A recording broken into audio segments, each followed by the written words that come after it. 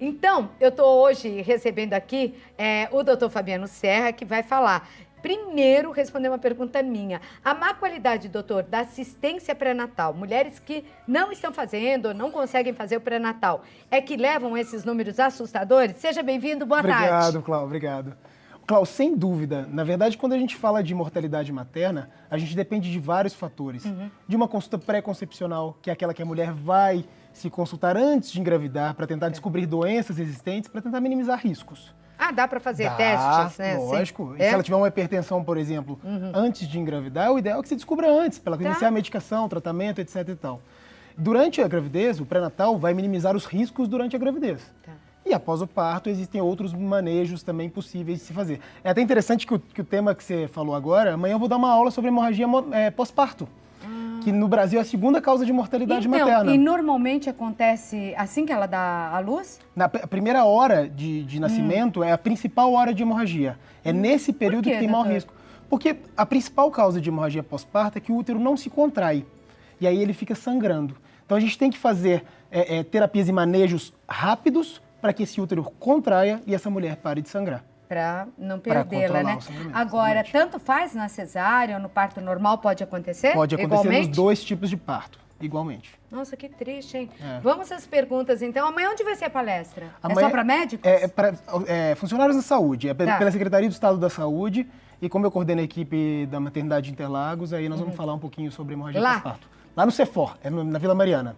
É um auditório, isso. Tá certo. Para os interessados aí que trabalham na aula, na área, né? Então vamos lá, a primeira pergunta do público. Juliana, boa tarde. Atenção, equipe A. Boa tarde, Clau, doutor. Boa tarde, equipe. Boa tarde. O que é isso? Vocês não comeram ontem? O que é isso? Ficaram vendo futebol, encheram manguaçaram. Que boa tarde mais micho, não, pelo amor de Deus, vou tentar de novo. Boa tarde, equipe! Boa tarde! Aê, melhorou. Olha, de onde ela tá vendo a gente, Maceió, Alagoas.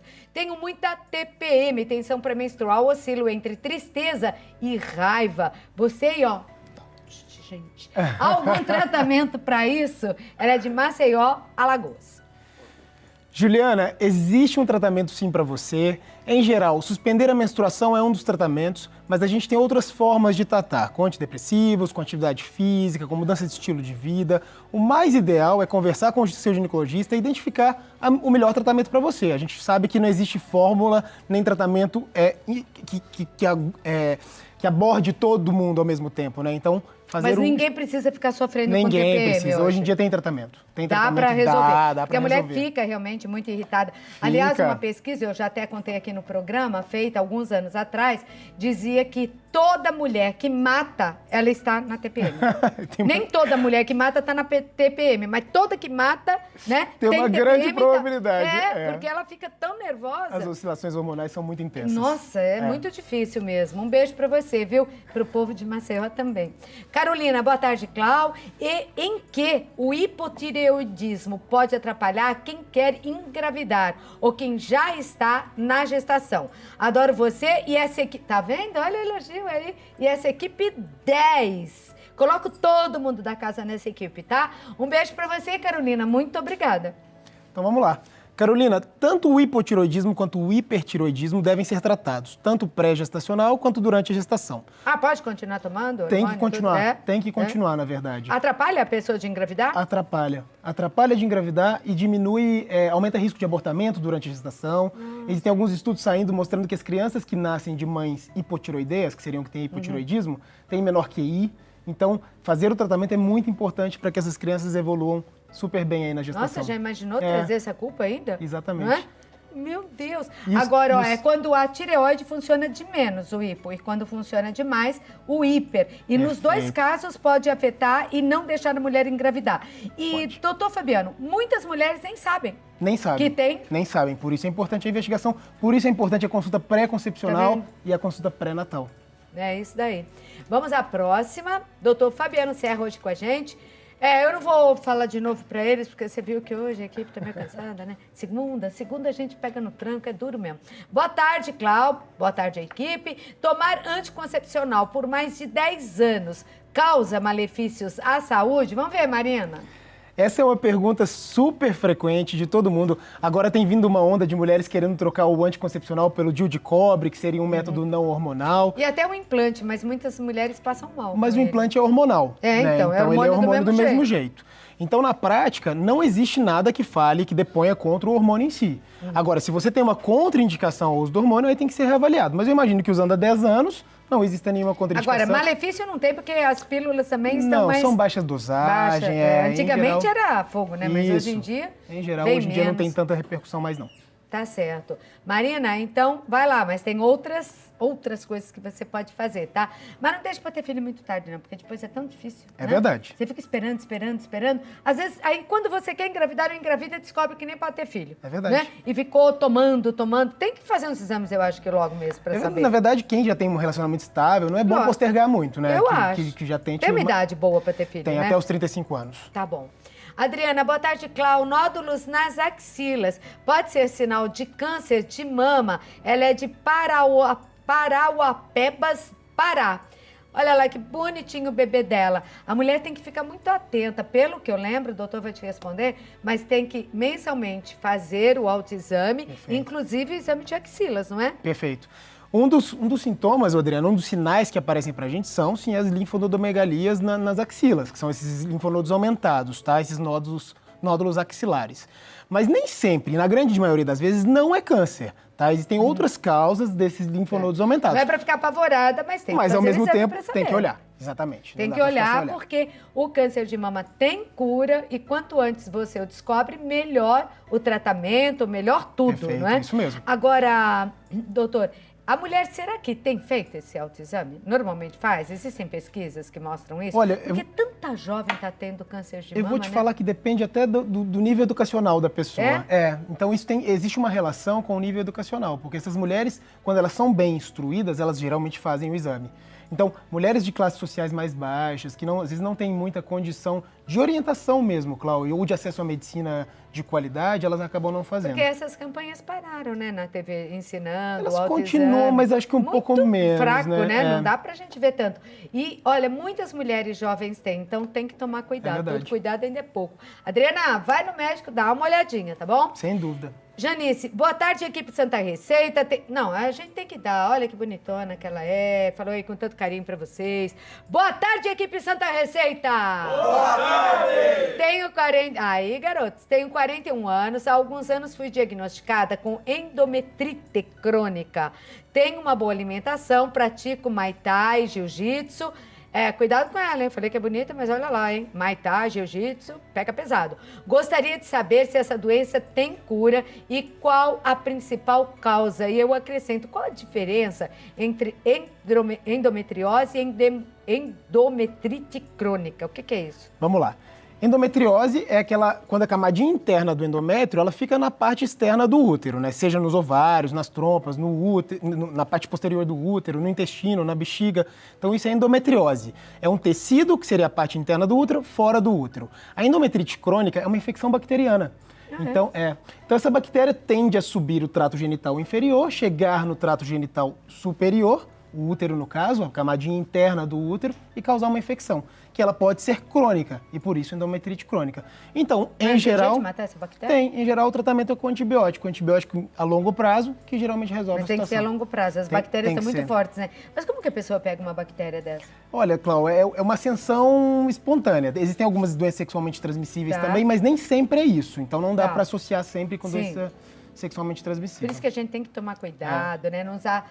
Às vezes você usa a roupa da amiga, principalmente as mais jovens, né? Trocam os maiôs molhados lá. Tem que tomar cuidado, não é verdade? Higiene é importante. Higiene é muito, muito importante. Ouço que a tua mãe fala que mãe sabe ensinar tudo direitinho. Põe a próxima que eu já vou deixar aí na tela, por favor.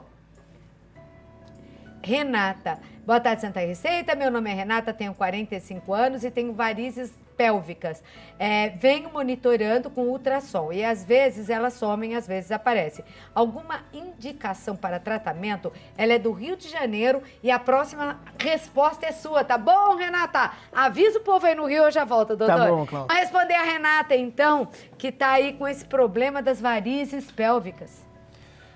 Renata, a história das varizes pélvicas é a seguinte: se você tem dor, se você tem alguma situação de desconforto por conta dessas varizes, claro, devem ser acompanhadas. Se já não tem dor mais, se essas varizes aparecem, somem, mas não tem sintomatologia nenhuma, não tem necessidade de acompanhamento.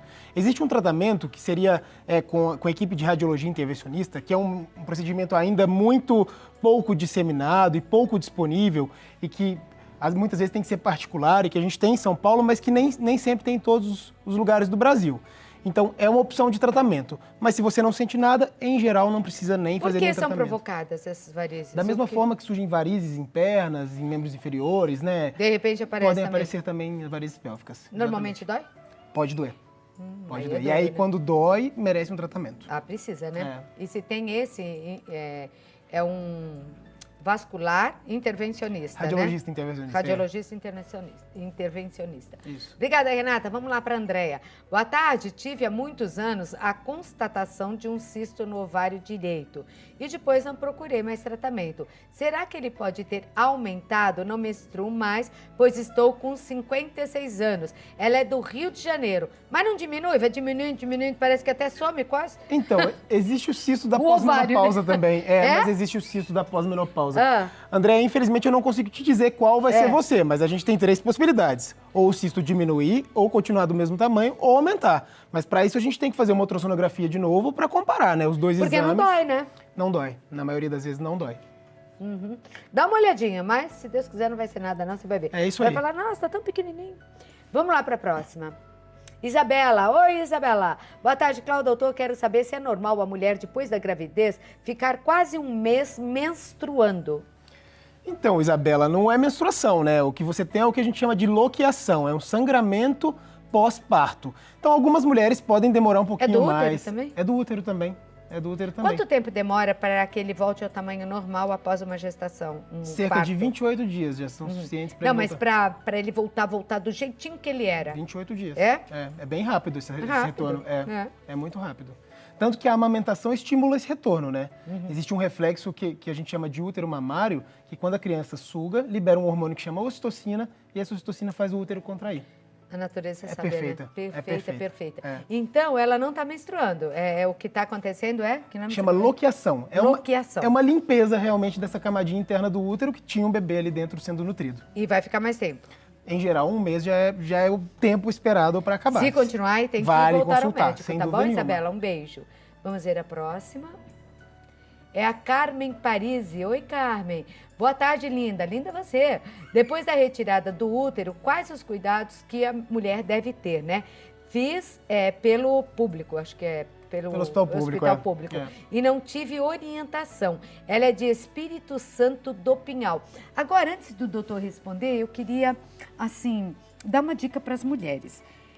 O médico tem obrigação de te atender e de te explicar. Ele é pago para isso, principalmente, médico do setor público, você não está indo em médico de graça. Você paga, eu pago, todo mundo paga esses médicos com os impostos que nós pagamos. Então, você tem que exigir ser bem tratada. Faz assim, faz uma lista de perguntas. E se falar, já acabou, fala, não acabou nada não, doutor. Eu quero saber, eu preciso saber, eu preciso dessa informação. Não tenha vergonha de perguntar. Porque eu sinto, doutor, que muitas mulheres ficam envergonhadas de perguntar, isso é um direito seu, é a sua saúde. Você tem que perguntar e esse médico tem que te responder com calma, com paciência e direitinho. Principalmente se é do setor público. Nós estamos pagando e tem que te atender direito. Desculpa ser médico também, mas... falou a verdade. Não é verdade? A paciente também tem que buscar essas informações. Coitada, ela nem sabe, olha isso. Claro. Ela fez a retirada do útero e ela fez pelo hospital público, não teve nenhuma orientação. Como é que pode isso? Eu imagino que a Carmen deve ter feito a cirurgia pela via aberta, né, laparotômica, que a gente fala, e não pela laparoscopia. Que poderia ser feita também. Poderia ser também, mas a gente sabe que no SUS dificilmente não tem cobre. acesso. A gente tem alguns hospitais do SUS que fazem, mas não é o comum.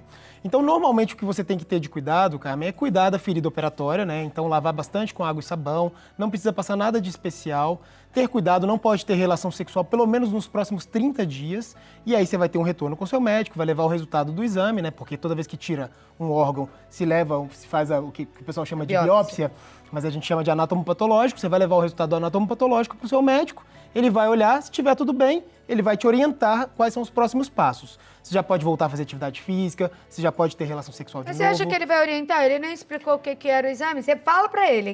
Leva a listinha de perguntas que eu tô te falando, tá bom? Mas ela deve ter uma consulta de retorno pós-operatório. Precisa, né? Tem que ter. E aí ele tem que te orientar o que você vai fazer. Mas vamos na orientação aqui pra, né? Qualquer coisa você já tá orientada. Então, cuida do ferimento, aí vai ver o resultado da biópsia, ela tem que voltar ao médico levar, não Relação sexual não pode nos próximos 30 dias. 30 dias, amarra o marido no pé da cama pra não ter problema. Isso. E cuidados gerais, não vai fazer atividade física, não vai fazer faxina. Muitas mulheres gostam de voltar a fazer faxina, limpar a casa, cuidar da criança. Não pode, né? Pelo menos uns 30 dias de recuperação aí. E você que tirou o útero, não se sinta menos mulher por isso. Uma caixinha para fazer filhinho. Fez filhinho, a caixinha tá vazia, pode ser despachada se precisar, né, doutor? Muito bom, porque claro. a mulher às vezes fica se sentindo menos mulher porque tirou o útero. Ninguém nem percebe. Solange, boa tarde, Clau. É possível fazer reposição hormonal sendo portadora de hipertensão com pressão alta? A reposição, tudo bem? Então, é uma dos questionamentos sempre. Muitos médicos não indicam, outros já indicam. Então, não é uma contraindicação absoluta a reposição hormonal. Em alguns casos, a gente pode reavaliar e pode indicar, sim, a reposição hormonal. Então, você vai ter que conversar com o seu ginecologista e ver se ele faz a reposição em você. Isso daí, ainda bem, ficou tão individual, né? Ficou individualizado porque, demais. Alguns anos atrás, você perguntava para 20, 10 contra, 10 a favor, médicos. E você ficava meio perdido. Falei, agora, faço, não faço, faço, não faço. Mas agora tem aí uma coisa certa para você, não é? Até porque se a hipertensão estiver controlada, facilita. É bom, não é? Aí controla a pressão, dá para fazer a reposição. Priscila, boa tarde, estou com 40 semanas e meu bebê está pélvico. Ele tem chances de virar ou já posso fazer a cesárea? Ela é de Montes Claros, Minas Gerais, linda, não sei se é o primeiro filhinho, muito novinha, 40 semanas. O que é? O bebê está pélvico? Está virado ao contrário? Tá sentado? Tá sentado. Priscila, primeiro, eu nasci em Montes Claros, coincidentemente. Um beijo pro pessoal de Montes Claros. Nasci lá. Olha só. Lá. Um beijo pro pessoal de Montes Claros. Mas se o bebê tá sentado, Priscila, a essa altura do campeonato, com 40 semanas, em geral, esse bebê não vira mais, tá? Então, em geral, o bebê vai virar ali até por volta das 34 semanas. Depois disso, se ele estiver sentado, dificilmente ele vai virar cefálico ou de cabeça para baixo. Então, em geral, no seu caso, já tem indicação de cesariana, sim.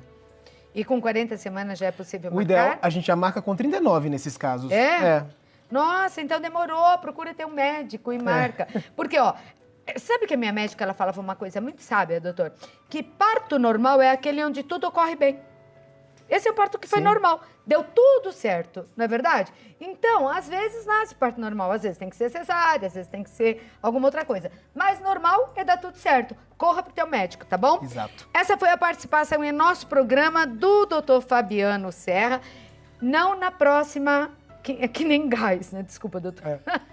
É de 15 em 15 dias aqui. Não dá pra ser toda semana que o doutor trabalha muito. É na segunda semana de junho. Na segunda semana de junho, tá bom. É uma semana sim, uma semana não. O doutor Fabiano Serra tá aqui, ginecologista. Eu vou deixar os contatos, Instagram, @Dr. Fabiano Serra. Assim que se escreve aí.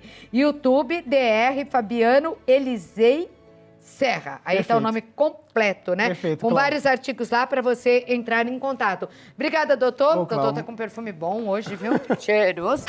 Todo bonito aqui no programa. Muito obrigado, Obrigada, Cláudio. Fabiano. Obrigado.